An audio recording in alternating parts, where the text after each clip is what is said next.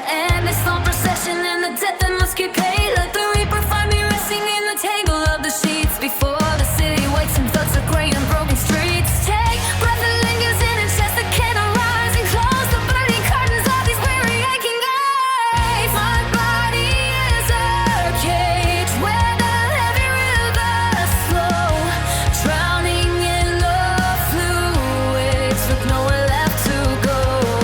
I'm choking on the tide that is rising from within, a prisoner of bone and the parchment of my skin, moving like a ghost stuck here inside a clock, searching for the key inside a rusted heavy lock.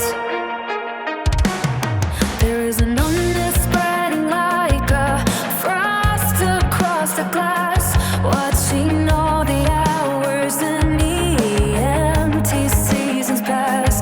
I am acting out a part that was written long ago, going through the motions in a tired puppet show. The circuitry is frozen and the wires are all frayed, lost inside the wreckage of the choices that I didn't make. I reach out for the sharp edge just to prove that I'm here to break the silent vacuum and the paralyzing fear of